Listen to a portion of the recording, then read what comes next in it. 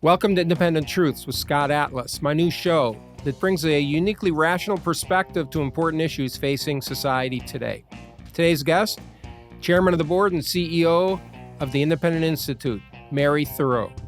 Mary and I have an illuminating conversation about why we wanted to produce this podcast, why we think it's important to do right now, and what listeners and viewers can expect as we go forward. Thanks for joining us and stay tuned.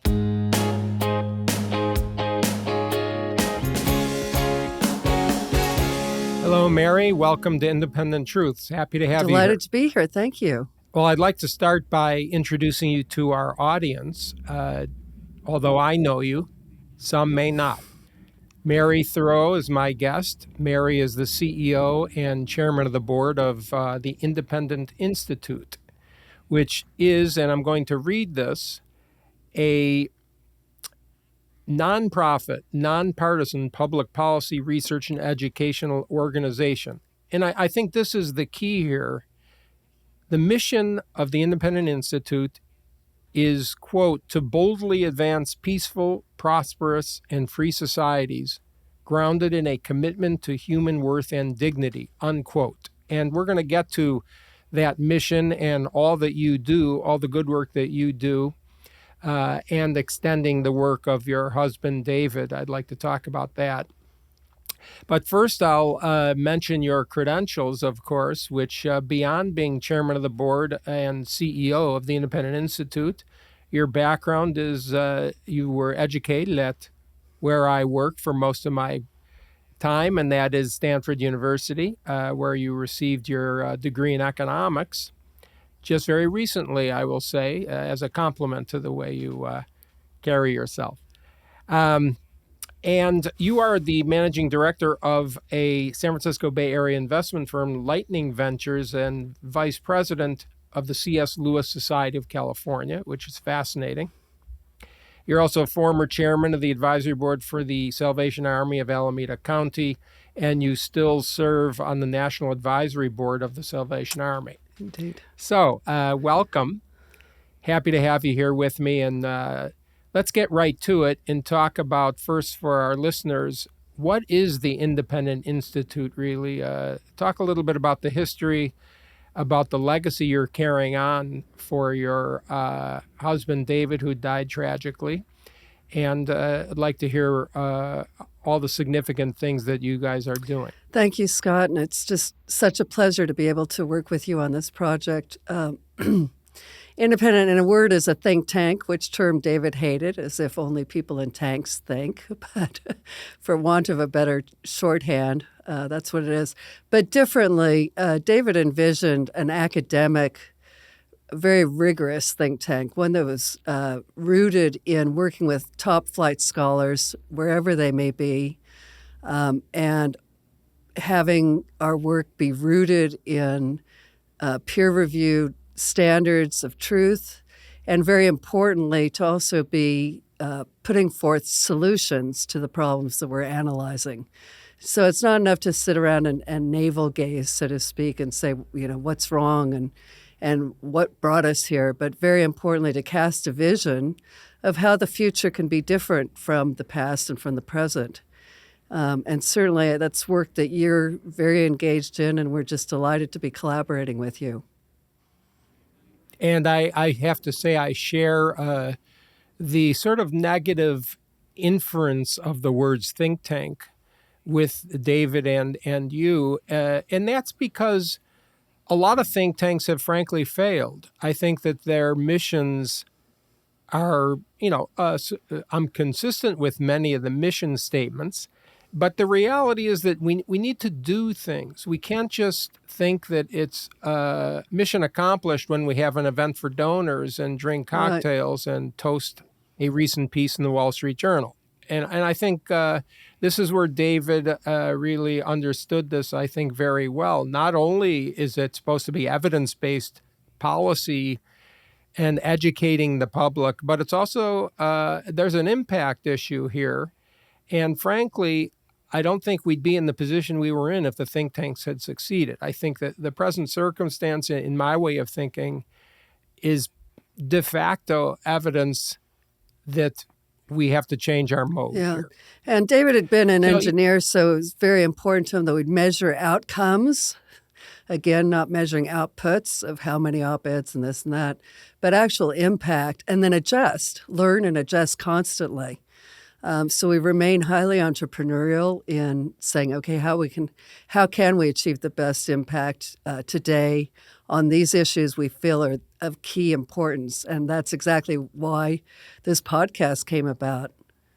yes, exactly. I mean, I think we can extrapolate from the mission and the mission statement of the Independent Institute into talking about why we're even doing this new podcast, Independent Truths.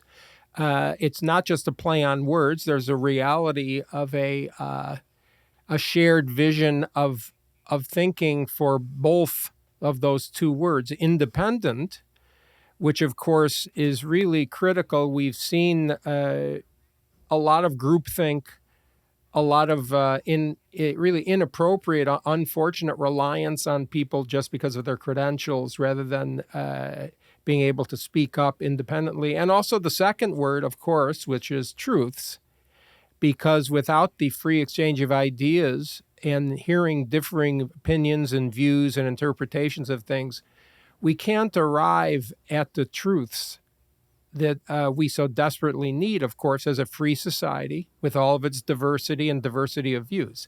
I mean, this is the definition of critical thinking here, which has been unfortunately impeded and in many cases suffocated. And so, again, like this independent truths concept, I think is very, very important. Yeah, it's key. We agree with you that there is such a thing as objective truth that can be discovered, but it's not a matter of what everybody knows to be true. I mean, it is absolutely discernible. Unfortunately, the scientific method has gotten very corrupted, so even the peer review process, which we rely on heavily, has gotten corrupted, so you have to be very careful about that. The reproducibility of scientific studies has gotten corrupted. So there's been a lot of corruption of it, but that doesn't take away from the fact that there is objective truth and we can discover it.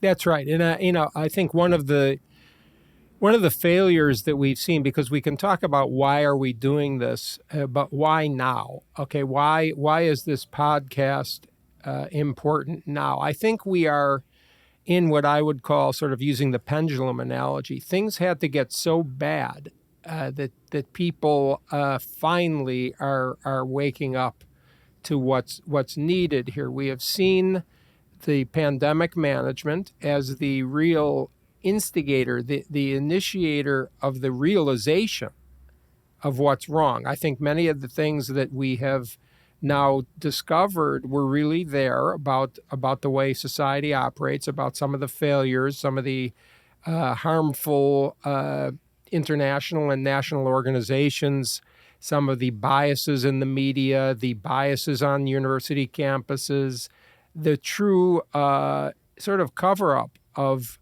the views that are disparate, frankly. And now this pandemic management has resulted in a tremendous loss of trust in institutions that we desperately need, assuming that they are functioning correctly.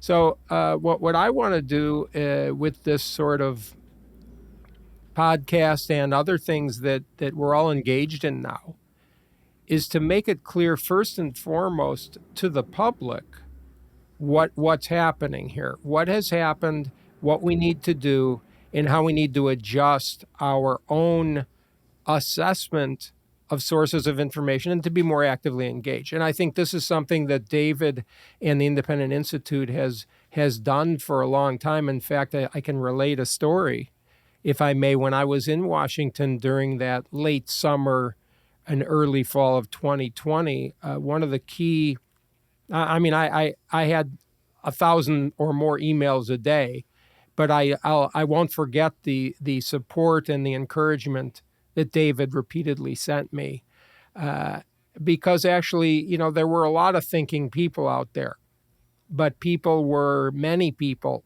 were afraid to speak up, and he wasn't afraid. And so I feel this sort of kinship with the Independent Institute on a personal level. Well, thank you for that. And of course, it's rooted in your understanding and our understanding that the tenets of liberty and the principles of individual rights and so on. And again, the need to be bold in speaking up against authority when authority is citing things that we know not to be true and harmful. Absolutely. I think, people ask me what made me be someone who would be able to speak up.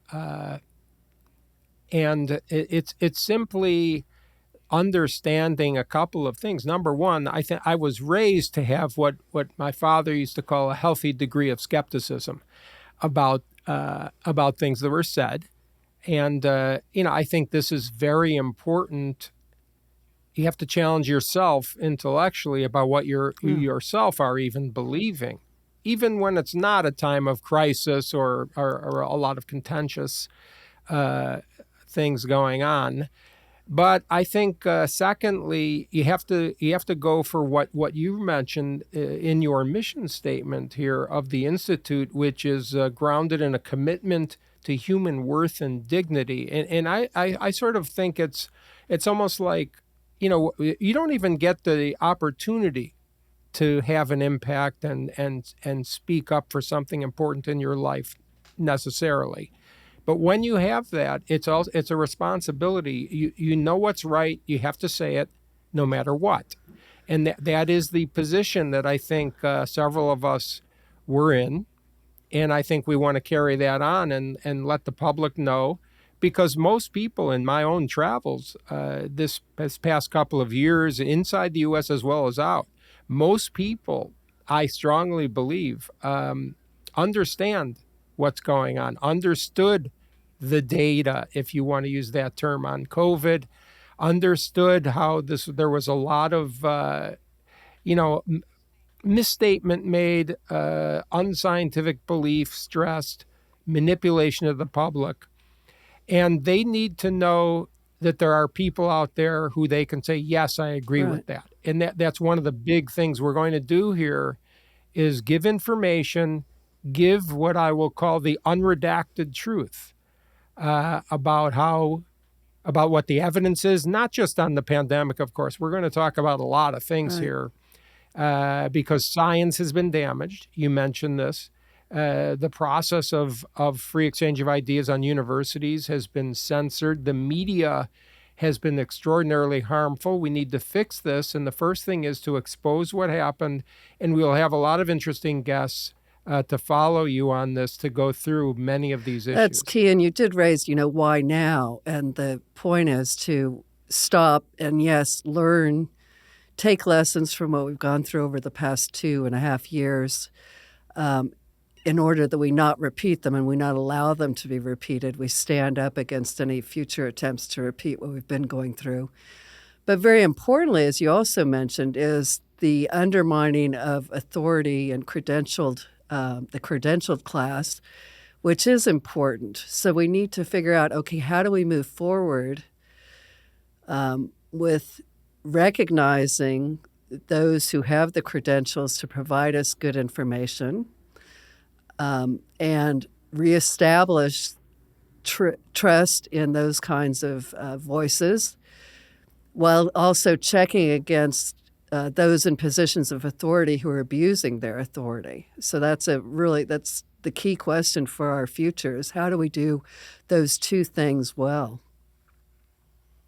Absolutely. And so what we plan on doing, sort of as an introduction to this series of podcasts, will be to have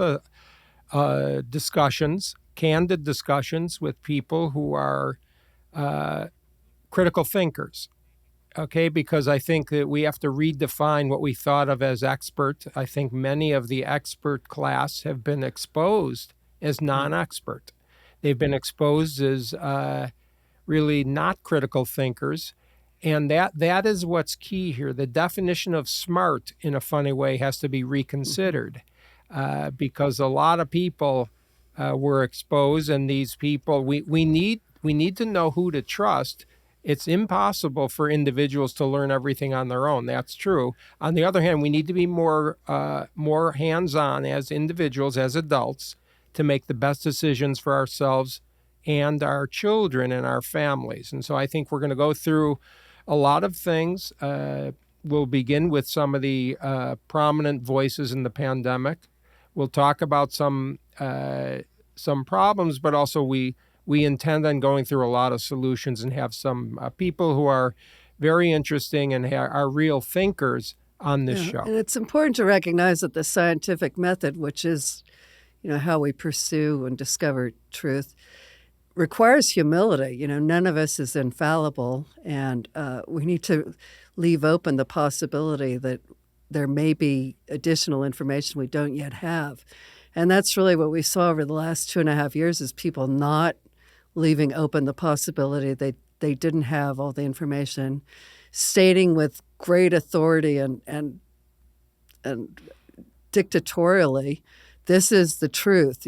Don't question it. No other information, no other voice is allowed. And that's just so contrary to our civil society and so dangerous to everything we hold dear.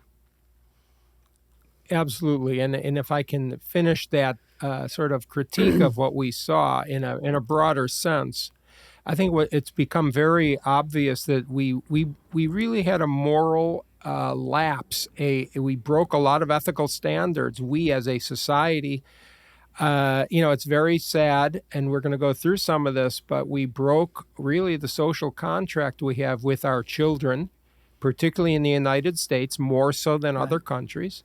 By doing things that were harmful to them. We broke our role as adults, as role models. And many of the fundamental ethics of things like public health were really discarded.